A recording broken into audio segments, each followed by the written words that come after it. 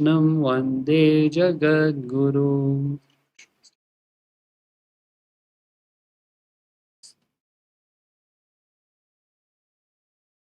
Hari Om to all of you. So we must remember what is the one fundamental or basic theme of the Gita. Because we are now in chapter 18, which is the summary of the Gita.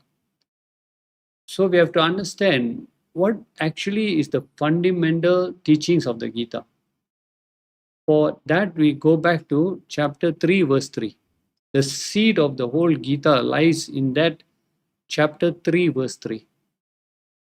What does chapter 3, verse 3, what page is that? 60? 60. So there, Krishna gave us what is the whole theme of the Gita teachings. He said, Lokesmin dvivida nishta pura prokta maya naga kyana yogena samkhyanam karma yogena yoginam. He said, Asmin, in this loke, in this loka. Which loka is he referring to? When he says this loka, meaning right now where we are. And what is it called? It is called Bhuloka, where we all are.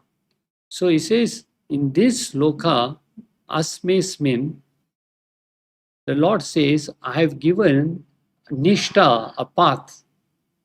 So he has given us a path to attain salvation, to attain moksha. And what is this path? Dvivida. There's only two parts. So that means if we want to read the Gita, we want to attend spiritual lectures, the goal of all the scriptures are for us to attain moksha. That's all what we are here for, to get out of this cycle of birth and deaths. And we don't have to remember so many things, we just have to concentrate on two parts. Dvivida Nishta. That's what he's saying. I only gave two parts. There are no other parts. That's it, only two parts. And when did I give this? Lokesmin Dvivida Nishta Pura Prokta. Prokta means I spoke about this Pura, before. So, Krishna, where did you speak about this before? So, the same two parts were given in the Vedas. In when the creation came about, the first thing that was given to human beings were the Vedas. And the Vedas also only tell us there are two parts. In the Vedas, the two parts are known as Karma Kanda and Jnana Kanda. Okay, now we'll see how that relates to the Gita. So the Veda also said there are only two parts, Karma Kanda and Jnana Kanda. Okay, so Pura Prokta, I've spoken of this before. At the beginning of creation, Pura Prokta, Maya Pura Prokta, I have spoken about this, and he addresses Arjuna, Anagaha. Pura Prokta Maya Nagaha. Anagaha means the sinless one. O Arjuna, you are the sinless one. Why are you the sinless one? Because you have surrendered to me. Chapter 2, verse 7. You have totally surrendered to me. So now it is my responsibility, Krishna saying, to lead you out of your confusion. Okay. Now, what are the two parts? Karma Yogena Yoginam. For the yogis. Who are the yogis?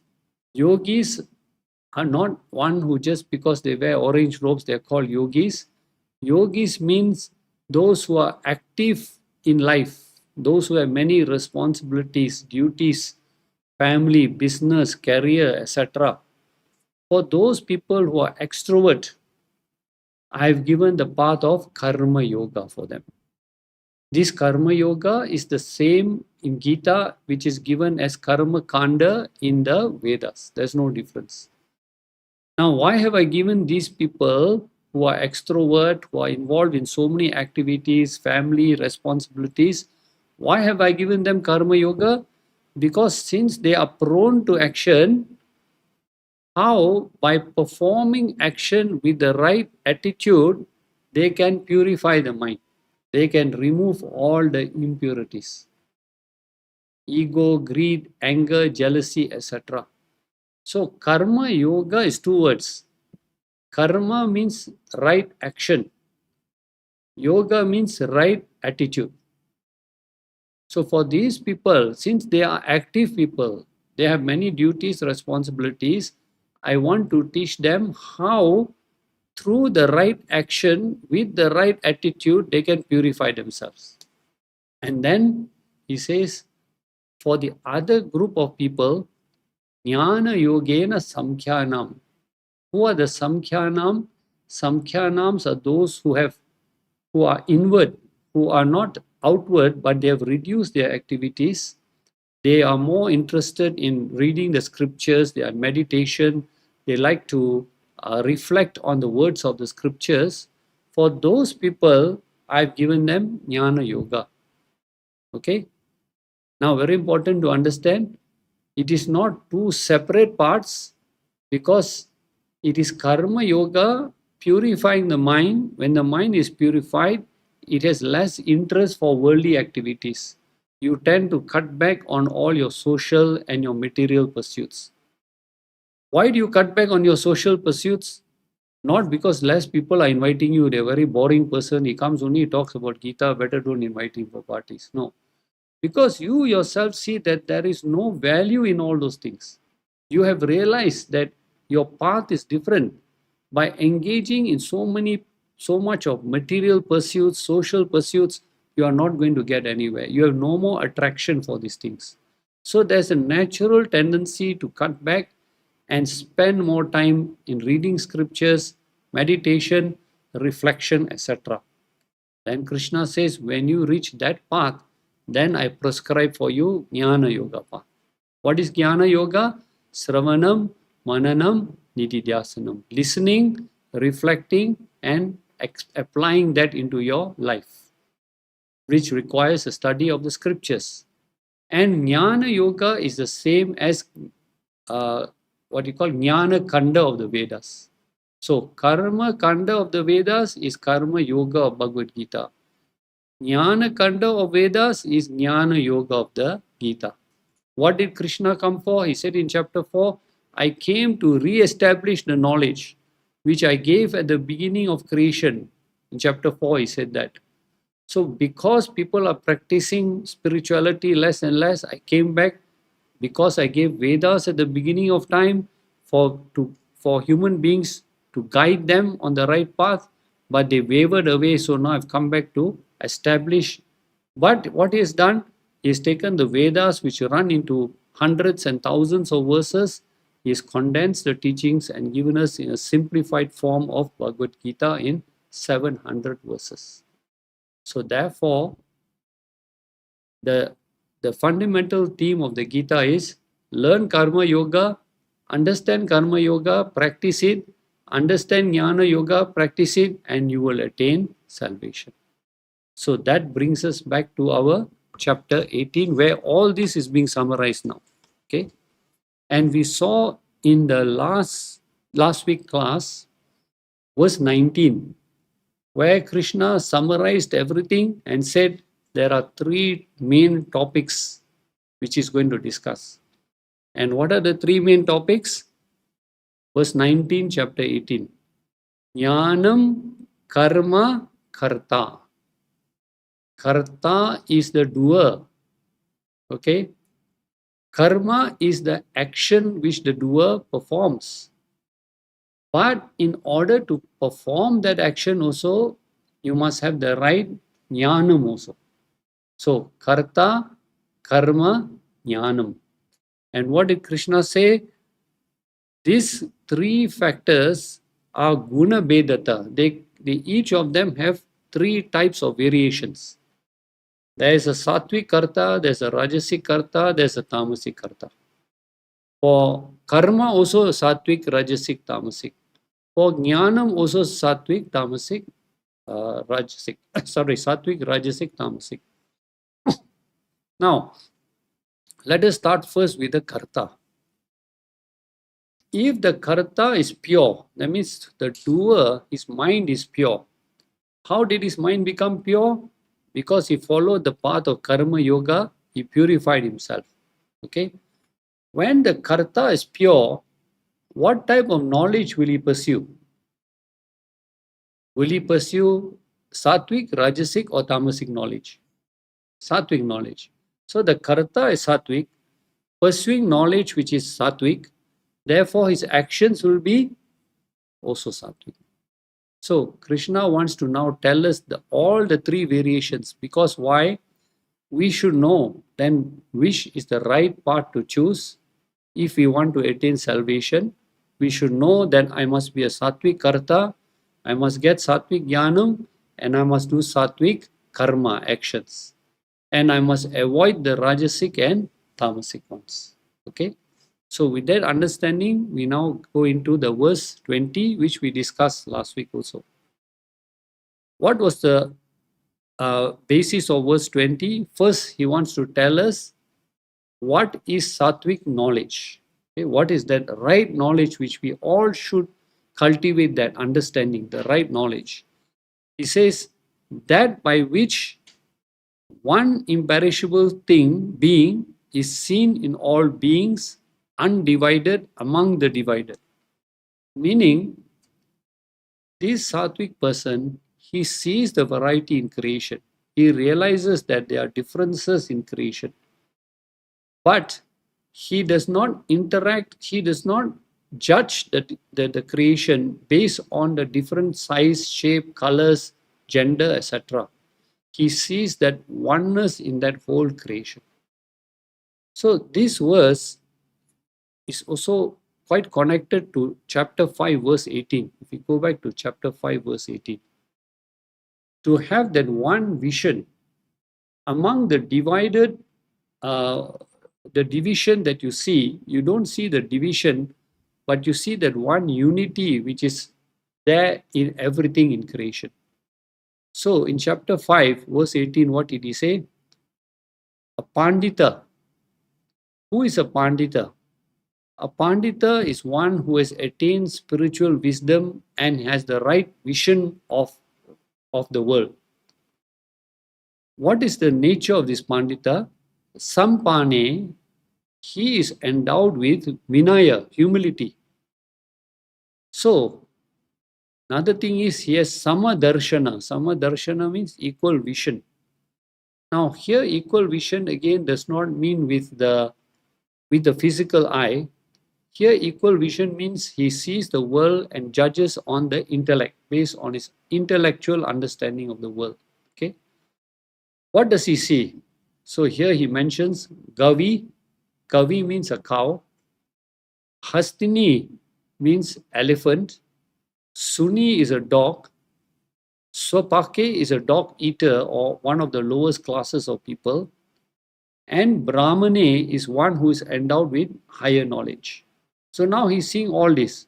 Brahmane, a dog eater, a dog, an elephant, and a cow. Okay. And what does he see? He sees the oneness in all of these 5 things. Now, it does not mean that when a dog comes to your house, you invite him to sit on the sofa and you serve him food there. But if a Brahmin comes into your house, you will make him sit on a sofa.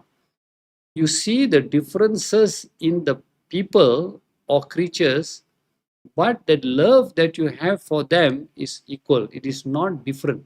So it is not that you love one person and you hate another person, or you look down upon one person and you put another person on the pedestal.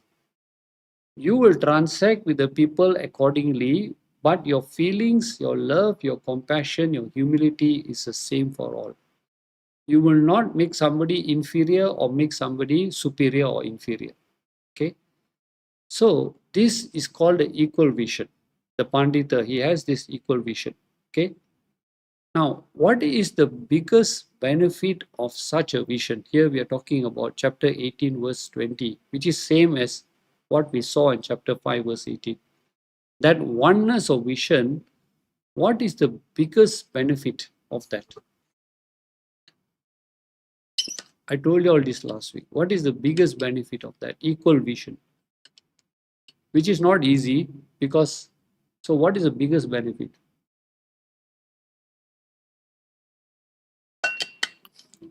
Huh? Okay, there's no ego, but then what does it lead to?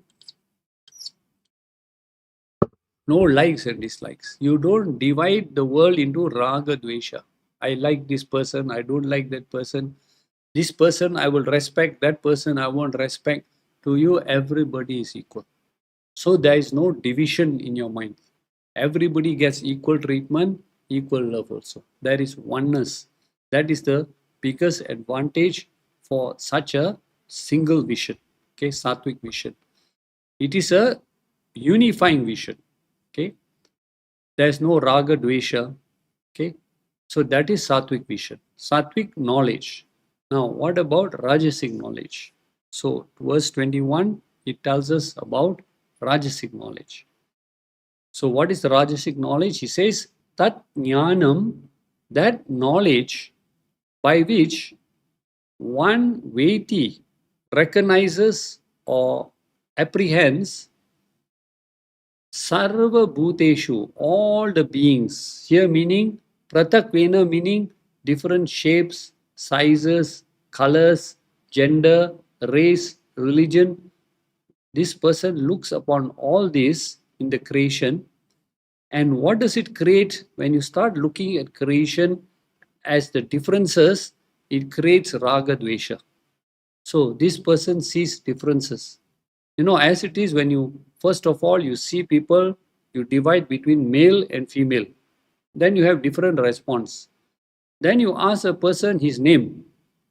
Then he tells you his name. Then you classify him by different race or religion, right? And the more further you go, then you ask him his occupation, and then you either consider him superior or either you consider him inferior. So the more and more we go into these divisions, the more and more we create compartments for the world. So here, a person does not see all that. He doesn't see the physical appearance. He doesn't even care about the educational appearance. Otherwise, we say this fellow has got a PhD, we give him more respect. This fellow is a Form 5 dropout, we don't give him so much respect. So there is no, this person, Rājasic person, sees the division. Okay, the gross and the what we call the gross and the subtle differences.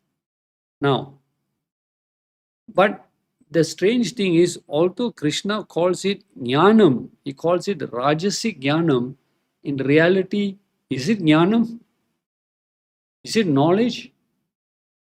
It is actually ajnanam, it is actually ignorance. Because of ignorance of spiritual knowledge, he now judges the creation based on his own likes and dislikes. Okay, so this is what is called Rājasic jnanam, and he says this person sees nana bhavan, he sees variety. Now the variety also you see in creation, there is distinction in all the creation, and on top of that, you see many people even say that the soul in everybody is different than my soul. So not only I see differences in the gross creation, but I also look at the Atman, the soul, as different. So everybody has got a different Atman. Now in reality, is that true? Is there, do you have a different Atman and I have a different? No, we are all actually the same. But because a Rājasic person doesn't see that Atman, he only looks at the gross and the subtle creation.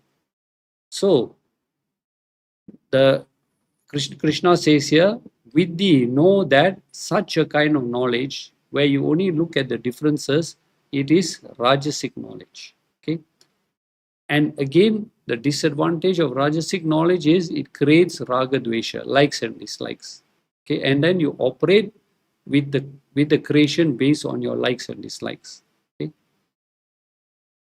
in one of the Adi Shankaracharya's writing known as Aparoksha Anubhuti, he writes there, Atman is verily one and without parts. We all know Atman is only one. It is not divided into parts. Whereas the body consists of many parts, yet people see, those who are the ignorant people, they see the body and Atman as one. So body perishes, the Atman also perishes. That's the end of everything. That is Rājasic knowledge.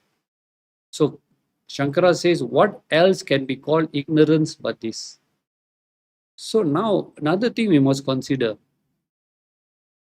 A Sattvic person and a Rājasic person both going to a spiritual lecture, the lecture is one, but both of them take back this different message. Why? Because their understanding is different. So there is a beautiful story told in the Chandogya Upanishad. And the story is this. One day, Indra, who is the king of all the devas, and Virochana, who is the king of all the asuras, they come to know that this spiritual knowledge can give them enlightenment. So they go and see Prajapati, the Guru Prajapati, and they ask him, please tell us what is this Atman, what is Brahman. So Prajapati first makes them do work around the ashram. Because why does he make them do work? They came to him for knowledge. He says, first you go and do service in the ashram. Why is that? Huh? Not only become humble, but what's the other reason? See, you all come Gita Ashram, we don't tell you do service. Straight away we give you knowledge. You go and see Prajapati, he'll tell you, you go and do service first. Why? To see whether are you really interested in this knowledge. First you go and do service. So if you think, oh no, this is too much, this is too challenging, knowledge is really not important, I will just forget it. I'm not going to waste my time serving in the ashram. So they did the service in the ashram for many years, and then they came to see him. So he told them the message. The self, the Atman, is the one who sees through your eyes. The self is the one who sees through your eyes. So now, both of them have received the same message. So they go back and reflect. So Virochan, because he is an asuric person, very Rājasic, very Tāmasic, he comes to the conclusion that the self is the body. There's no difference between the body and the self. So he goes back to all his demoniac friends and subjects, and he tells them, rejoice. The Guru has told us the self is this body, so pamper the body, take care of this body. After this body drops, there's nothing. There's no punyam, there's no papam, there's no heaven, there's no hell. So they end up rejoicing. But Indra could not accept that knowledge. So he went back to Prajapati. And Prajapati told him, go and do Samo Seva. He asked Prajapati, I don't accept this. What is the self? I still cannot understand. I want to know more. He said, you go and do Seva. It seems another 32 years he made him do Seva. Came back again. Finally, he got the message. He understood that the self is the consciousness in the body that enlivens us in the waking stage. It is the same self in the body that enlivens our dream state. And it is the same self in us which enlivens when we are not awake, when we are not dreaming, but we are in the deep sleep state. It is the same self that is conscious of all the three states. So he understood that and he went back with the right message. So therefore, it's very important. The Karta also has got to be Sattvic. In order to receive that knowledge, first we have to purify ourselves before we even get to the path of knowledge also.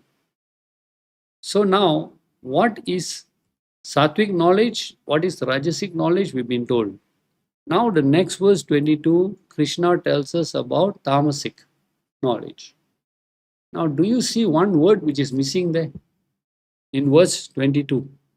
Compared to verse 20 and 21 and 22, very subtle, but one word is missing there. Do you see which word is missing? Huh? Jnanam, exactly. You see, for Sāttvic, he said what? Tat Jnanam vidhi Sattvikam. Know this knowledge to be Sattvic. Rājasic, he said Tat Jnanam vidhi Rājasam. But when he comes to Tamas knowledge, he drops the word Jnanam. Why is that? The word knowledge is now dropped. So, the reason why it's dropped is because Sattvic knowledge, we use our intellect, we reflect, and we arrive at a conclusion. at the right conclusion. Rājasic people also use their intellect, but they end up with the wrong conclusion. But Tāmasic people, they don't even use their intellect. They stubbornly hold on to what they think is right. They just stubbornly hold on. So there is no knowledge at all. There is no thinking. There is no reflection. So Tāmasic, we cannot call it knowledge. It is just a blind belief that the Tāmasic people just hold on to. So what does he say about Tāmasic knowledge? He says, yet Saktam, the one who is confined or convinced, ahetukam, without reason. There is no reasoning for this person's knowledge. What he has come to the conclusion, neither has he got scriptural knowledge, neither has he got knowledge from parents or gurus, etc. So there is no reasoning, there is no justification. And what is the conclusion? He says, ekasmin karya, there is only one single effect in this whole creation. Now, what does it mean? It means that from one single aspect, the whole creation has come about. So there is no God, there is no creator, there is no such thing as Atman, there is no punyam, there is no papam. The creation just came about as it is. Okay, he's got no logic to explain, okay, all this. Okay, so there's no rhyme, there's no reason. And Krishna says, furthermore, his understanding of the creation is athatvaravat. He's not concerned with any truth, or he goes into the scriptures and tries to understand what is the reality of this creation. And so Krishna condemns such kind of knowledge as alpam, trivial, foolish, and Krishna says this is Tāmasic. Udaritam Tāmasic is said to be Tāmasic. It is not even knowledge. So it is stubbornly holding on to wrong beliefs. Whatever you think by your own rationale, by your own reasoning, you have come to some kind of conclusion that this world has just come about as it is. There is no creator, there is no God, there is no soul, there is nothing at all. Okay? So the philosopher Mark Twain, sometimes we end up arguing with stupid people. They don't want to listen. You keep on arguing, keep on arguing. So Mark Twain said one thing very beautifully. He said, never argue with stupid people. Why? Because they will drag you down to their level. You are at that level, they are at this level. They will drag you down to their level and beat you with their experience. They are more experienced with all the stupid knowledge. So don't waste your time. Even Krishna says in Geeta, he says, don't lecture to people. Set a good example. Let them see you doing good things and then let them come to you and ask questions. Then you educate them. And another person said something even more interesting. He said, arguing with a fool is like slapping a mosquito on your cheek. So there's a mosquito that lands on your cheek. You slap the mosquito. What happens? You may or may not kill the mosquito, but you end up slapping yourself. So don't waste your time. So Tāmasic people are like that. We don't need to go on wasting our time with them. But eventually something will happen to them, some experience, something they will go through that will make them realize that their knowledge is wrong and they start seeking. So let them mature at their own time. So that is Tāmasic knowledge also. Okay. Now in verses 23, 24, 25, Krishna will take up the next topic of karma or action. And again, he will divide karma into Sāttvic, Rājasic and Tāmasic. So now we have to understand what is this Sāttvic knowledge. Sāttvic karma, action. So that when we perform action, we must ensure that we take into consideration these qualities which are mentioned in verse 23. So what is Sāttvic karma? Action that is niyatam. What we mean by niyatam? Niyatam means that which is obligatory. Now, what is obligatory?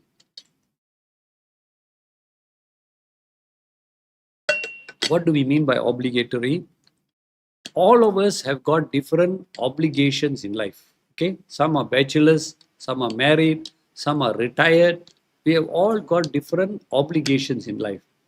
So what it means here is that we must understand what are our obligations. If I'm married, I have to take care of my family.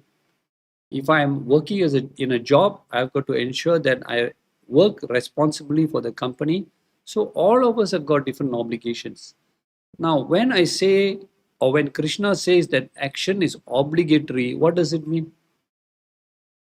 What do you mean by obligatory action? I know I have to do this, but what is he telling you by obligatory action? Huh? Perform your duty, meaning what? Meaning you should not do it grudgingly, complaining about it. Why am I in this situation? Why have I got to do this? Why have I got to do that? That is your obligatory action. You have to do it. Obligatory means you should not complain about it. You should not look and divide it and say, this I like, this I don't like. Obligatory means you have to do it. It's your duty. And if we really want to know what are the obligatory actions, we should go back to the Pancha Mahayajnas. These are the obligatory duties which we owe to God, we owe to society, we owe to the animals and insects, we owe to the environment, we owe to our ancestors. So all these are debts which we have to settle. When we are born, we already carry these 5 debts with us. Okay. So this is our main obligatory duty which we have to fulfill back to all these 5 factors. So Niyatam karma falls under 2 categories. One is called Nitya karmas, which means your daily duties.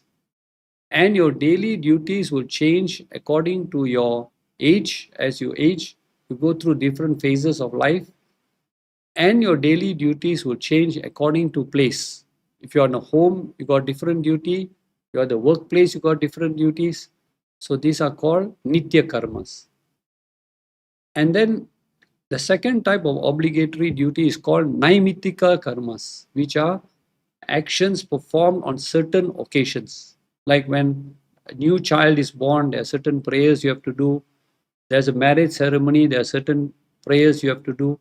So one is daily duties and one is occasional duties. Okay? So how should all these, since they are obligatory actions, how should we perform? So he gives us the key. Sangha rahitam. Sangha means attachment. Rahita means devoid of attachment. So all your obligatory duties have got to be performed as devoid of attachment. Now, what do we mean by that? When you perform any actions and you consider yourself as the doer, I am the doer, I'm doing all this, it is called you are the karta. Aham karta. Okay? I am the doer. I consider that without me, this action is not possible. So I am taking care of the family. I give donation to this temple. Because of me only, this organization is successful. So when there is that doership, then with karta comes bhokta. What is bhokta? Bhokta means you get the punyam, you get the papam also. So every time you do action and you consider yourself as a karta, there is punyam, there is papam. And what is the problem with punyam and papam? Huh? Punarapi jananam, punarapi maranam. So you can never get out of this cycle as long as you consider yourself as a karta. So the only way is to surrender the actions to the Lord, consider yourself as an instrument in the hands of the Lord and perform your duties. There is nothing to be what we call attached to all these duties. Okay. So sangha rahitam. Okay. Every result and accept every result, favorable or unfavorable, as Ishvara prasadam. Action is Ishvara arpanam, result is Ishvara prasadam. That is a mental attitude that we have to cultivate. Second is araga dveshata kritam. All actions must be kritam, performed with araga. Raga is likes, Dvesha is dislikes. He says araga advesha, without raga dvesha, without likes and dislikes. So don't look upon duties as this is enjoyable, I do it. This is not enjoyable, I'll avoid it. Every duty is a duty. You have to do it. So just like Arjuna, he is a soldier. The duty of the soldier is to protect dharma. But because he came to the battlefield and he saw that he had to kill all his beloved people in order to protect dharma, he decided to run away from the battlefield. So he said that is not a happy duty to do. It's not an enjoyable duty. How can I kill people? Better I give up the kingdom. But you don't understand, as a soldier, if you run away from the battlefield, then you let adharma take over. That means you have not done your duty as a soldier. So, araga dveshata kritam. Do not divide your duties upon favorable and unfavorable, likes and dislikes. What needs to be done is a duty, you do it. That's it. Next quality he gives us, also very important quality, tat karma, that action which is apala prepshuna. Phala means fruit. Apala means you should not covet the fruit of your action. So apala prepshuna means you should not hanker for the results of your action. Now, if it is your duty, you just do it. Why do you want to ask whether will I be recognized? Will I be rewarded? Will I be awarded? Will people appreciate it? That should not at all come into consideration. If it is my duty, I do it. Right? We don't worry about, or we don't hanker about the results of the action also. So we keep these qualities in mind. What are the three qualities here? He says, one is niyatam. Consider the actions given to you. You are born into a particular environment. You have decided to marry. You decided to have children. It is your decision. Now these are all your obligatory actions, your things that you should do. You cannot run away from them. So one thing is niyatam. Consider all that as niyatam. Two, sangarahitam, devoid of any attachment, devoid of doership. And number three, araga dveshata kritam, don't divide it between likes and dislikes. And finally, he says, apala prepshuna, don't hanker for the results or the fruits of your actions. So, Lord says here, if you follow all this, then this is known as uchyate Sāttvikam karma. It is considered as a Sāttvic action. Meaning what? Meaning there is no punyam, there is no papam. You are now free of punyam and papam. So this is an intelligent way of performing our actions. Otherwise, we are just doing actions the way we think is right. But here is given us a very proper guideline not to incur punyam, not to incur any papam. And the whole basis of this verse again, the root verse is chapter 2, verse 47. If you remember that very famous verse, okay? That gives us the whole philosophy of right action. Okay, so now that is Sāttvic action. What is Rājasic action?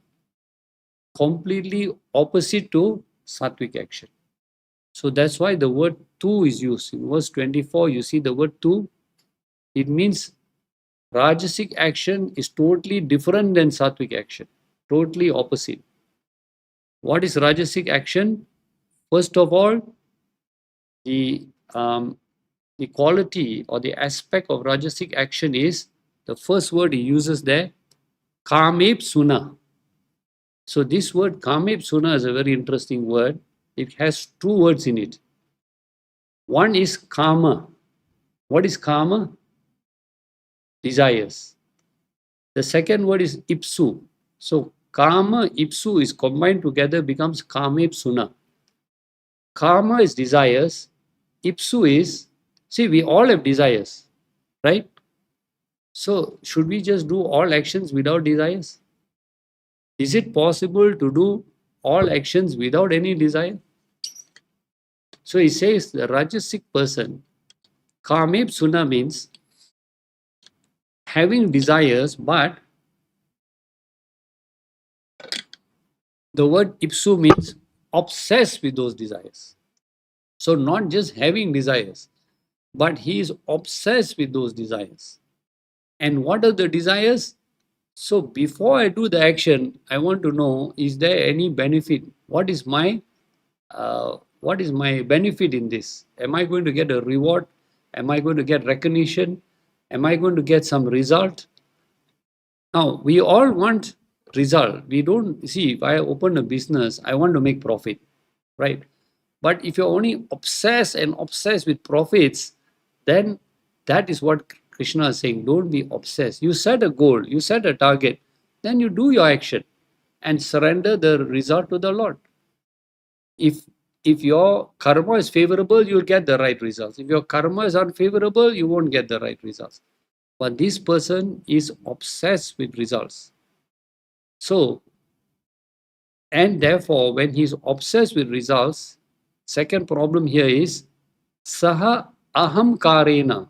Saha means he's endowed with, ahamkarena means ego. So, backed by ego, he performs all the actions. He has no gratitude for anybody who has helped him. He has no gratitude to the Lord. He takes full credit for all his success. But you know what's the nature of a Rājasic person? When the item or when the action is successful, he takes the credit. But when it is not successful, he blames everybody else. So that is the ego. I don't take, if it is successful, I take full credit. If it is unsuccessful, I'll find who can I blame. I blame everybody else except myself. I'll even blame God, you know. So everyone you're looking to blame. So that is ahamkarena. And interestingly, they've added one more word. Krishna has added the word vaha punaha, and again. So what is this and again?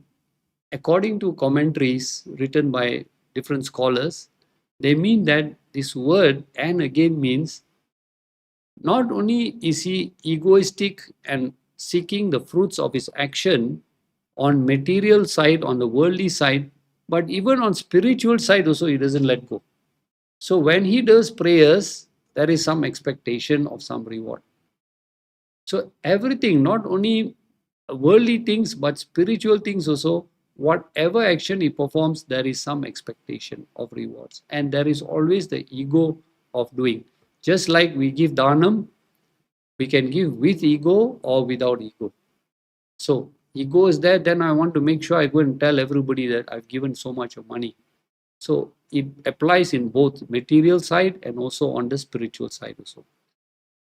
And the next thing is, when anybody has an obsessed with desire and has an ego that he is doing all the action, then the next quality of Rājasic karma is bahula ayasam, highly strenuous, hyperactive actions. Why is this person highly stressed out? He does all his actions with a lot of stress, with a lot of hyperactivity. What is the reason? What is the reason this fellow is so stressed out? Doing every action, there's a lot of tension, worry, stress. What is the reason for this?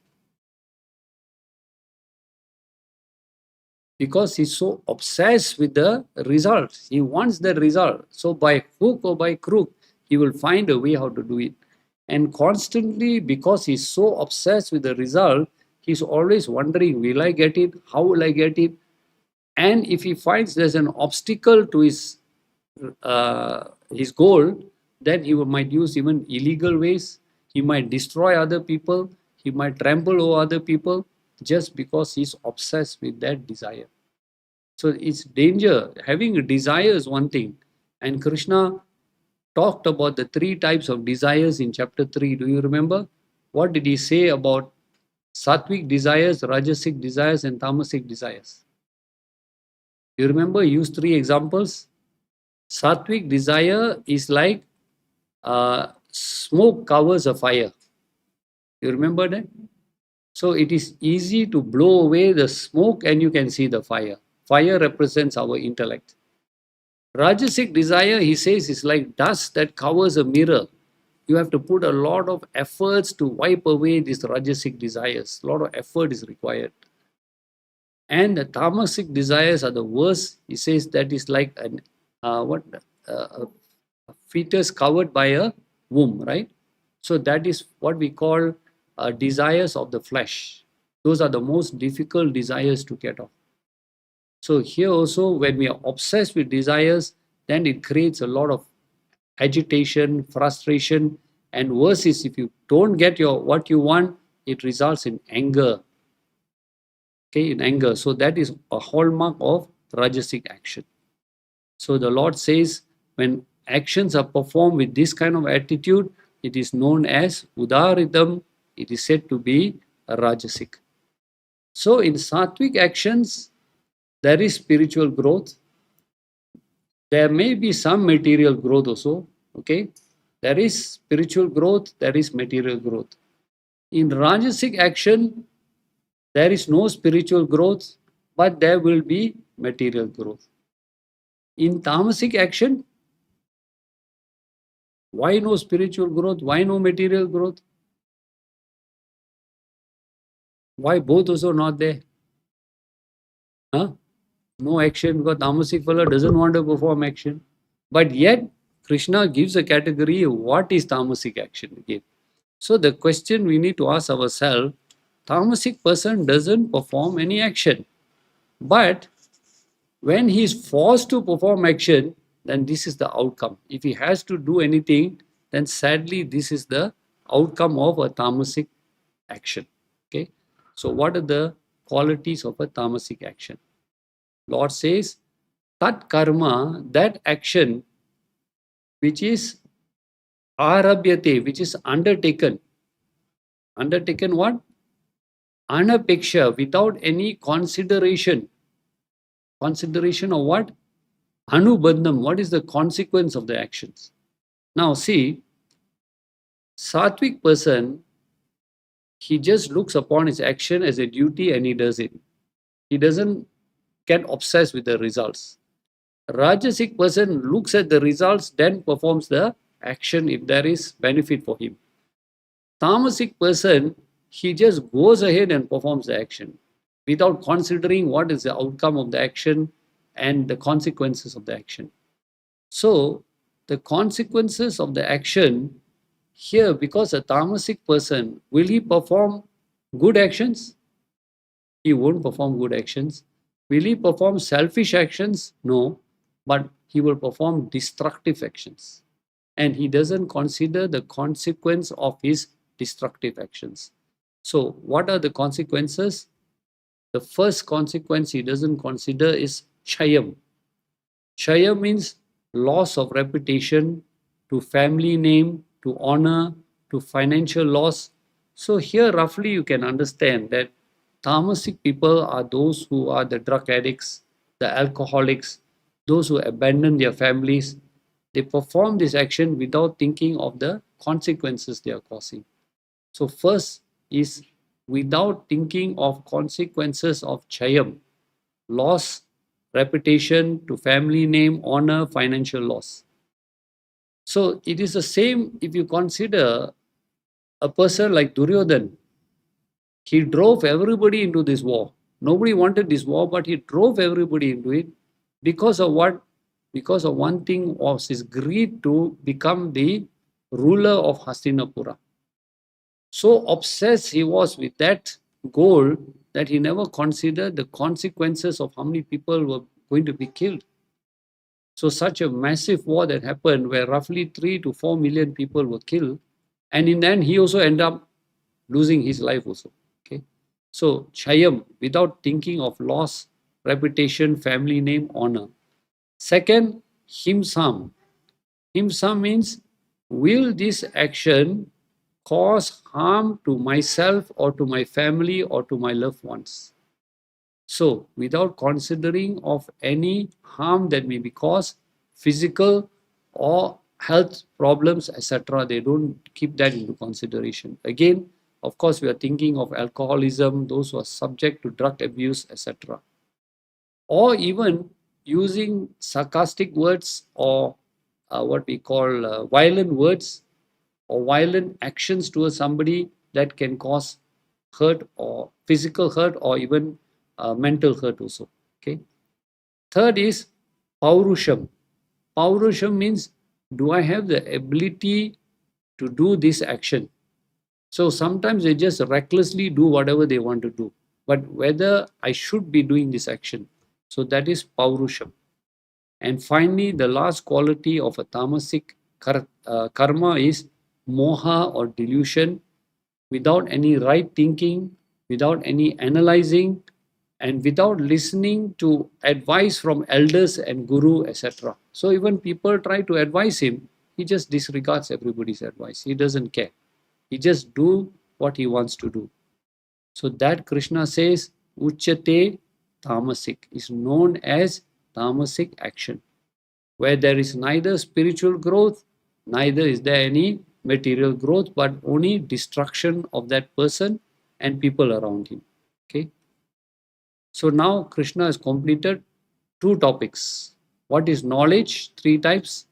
What is karma? 3 types.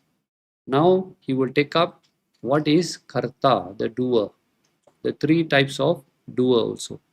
So that is in verse 20, 26, 27 and 28. Okay. So first verse 26, we look at who is the Sāttvic karta. Now he's talking about the doer. What is the attitude of the doer? One is, the doer is mukta sangha. Sangha is attachment. Mukta means he is free from attachment. He has renounced and he is not obsessed with the results of his actions. Okay. He's not interested in name, fame, praises, and all this kind of thing. He just does what is his duty. Okay.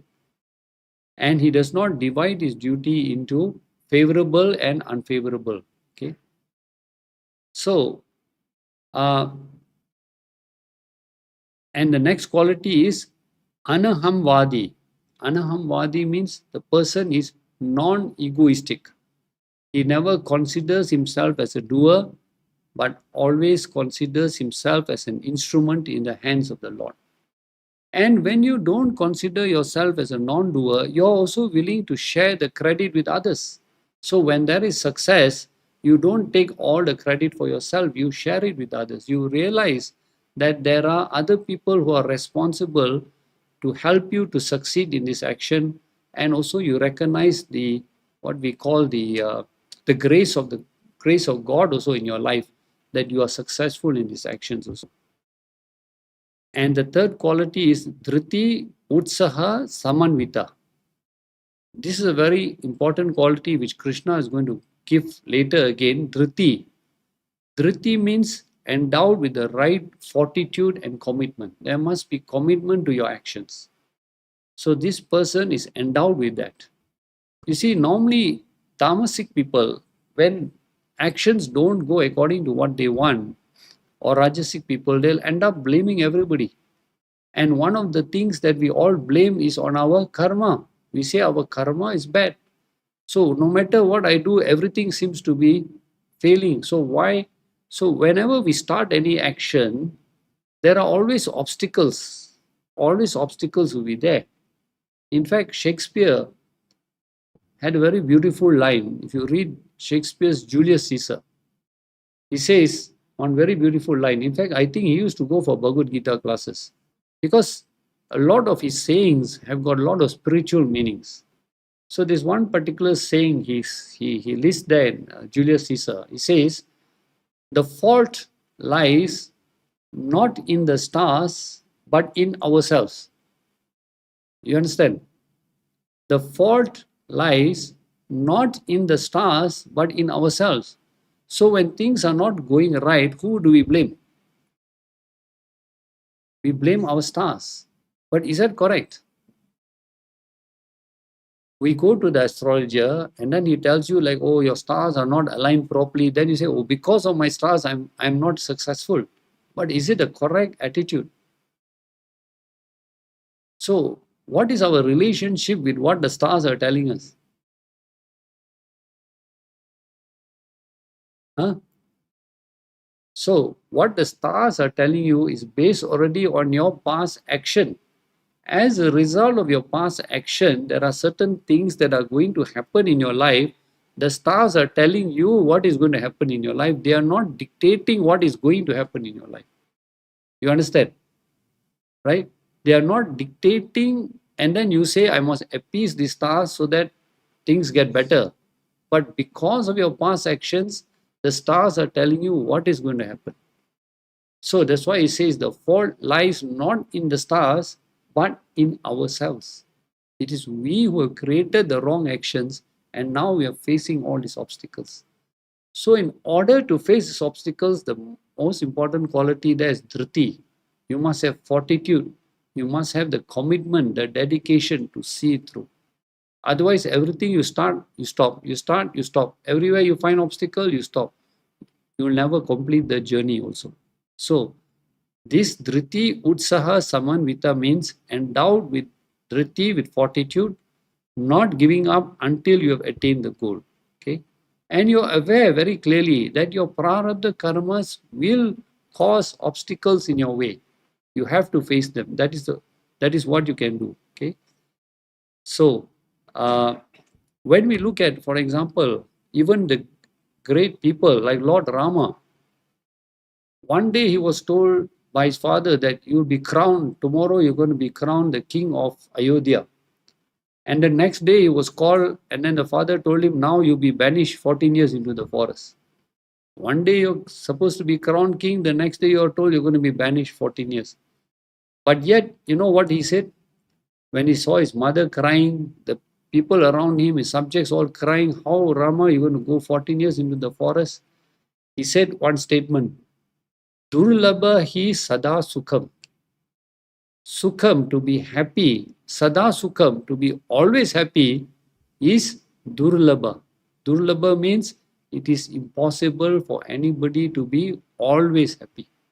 We cannot always have good circumstances in our life. So he looked at it positively. He said, people said, why are you not disturbed that you're going 14 years into the forest, you have to give up the luxuries of your palace and all that. The way he looked at it, he said, at least 14 years I will be in the forest, I will meet all the saints and sages, and at their feet I will get so much of knowledge. So it's a great opportunity for me to gain so much of spiritual knowledge. So he looked at it in the reverse way. And he told his mother, Durlabha hi sada sukham. It is impossible for anybody to always have happiness or what we call favorable situations in life. So the next quality of what we call the Sāttvic, what you call Sāttvic karta is that siddhi asiddhi nirvikaraha. So siddhi means success, asiddhi means failure, nirvikaraha means to be unaffected at all by your success and failure. So why should we not be even affected by our success? He's telling us both. You see, not to be affected by failures, we can understand, because then we go into depression, sorrow, etc. But he's telling you also don't get affected by your success also. So what is the message behind that? Siddhi, asiddhi also. So when you get affected by your success, it means you get carried away. There is ego, right? The more and more success you get, you always notice those people who are, the film stars, the singers, they get hit song after hit song after hit song, they get so much of success, and then suddenly one day the next songs that they sell don't sell at all. Or an actor who releases maybe 5 or 6 fantastic films, and suddenly all his films start flopping. When they get carried away, they become very egoistic. So they said, don't get carried away with success and neither also with failure also. Learn to handle both as equal. How do I learn to handle both as equal? Understand that whatever is happening is by the grace of God. Recognize the grace of God in your life. Always be thankful to the Lord. So never ever take that success or failure onto yourself. Always consider the grace of God in your life. So the Lord says, Karta, such a Karta, Uchate, is said to be Sattvic also. So we will stop here, and next week there won't be class because I think it's near to Deepavali. So I think a lot of you have your plans and all that, and also there's a long holiday. Many people might be outstation. So next week there won't be a class. Following week we'll resume back again. Okay. So end with the prayer. Vasudeva Sutam Devam Kansa Chanuramardanam Devaki Paramanandam